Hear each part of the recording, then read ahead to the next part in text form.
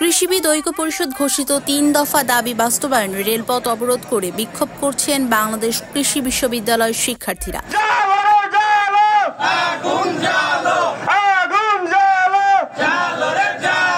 এতে ময়মনসিংহ রেলপথে ট্রেন চলাচল বন্ধ রয়েছে।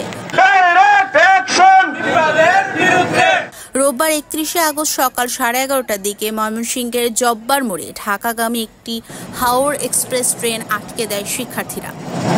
আমাদের যে প্রথম দাবিটা সেটা হচ্ছে বিএডিসি সহ সকল গবেষণা প্রতিষ্ঠানে 10ম গ্রেডের যে চাকরিটা আছে এটা সবার জন্য উন্মুক্ত করতে হবে, অর্থাৎ মেধার ভিত্তিতে এই 10ম গ্রেডটা সকলের জন্য উন্মুক্ত করতে হবে। আমাদের দ্বিতীয় দাবিটা হচ্ছে নিয়োগ পরীক্ষা ব্যতীত, অর্থাৎ বিএসসি বা নিয়োগ পরীক্ষা ব্যতীত 9ম গ্রেডে পদায়নের কোনো সুযোগ রাখা যাবে না। এ বিষয়ে বিএসসি ব্যতীত কোনো প্রমোশন দেওয়া যাবে না। আমাদের যে তৃতীয় দাবি সেটা হচ্ছে কৃষিবিদ যে আমাদের পদটা, এই পদবিটা বিএসসি ছাড়া অন্য কোনো স্টুডেন্ট ব্যবহার করতে পারবে না। বিএসসি করা ছাড়া এই কৃষিবিদ পদবিটা ব্যবহার করতে পারবে না। এ বিষয়ে সরকারি প্রজ্ঞাপন জারি করে আমাদেরকে নিশ্চয়তা দিতে হবে।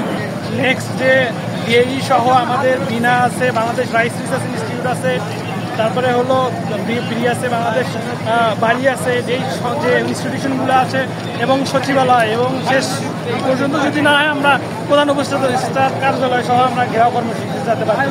ময়মনসিংহ রেলওয়ে থানার ভারপ্রাপ্ত কর্মকর্তা ওসি মোহাম্মদ আক্তার হোসেন বলেন, খবর পেয়ে তাৎক্ষণিক ঘটনাস্থলে গিয়েছি। রেলপথ থেকে সরে যেতে শিক্ষার্থীদের বোঝানো হচ্ছে, কিন্তু তারা সরছে না।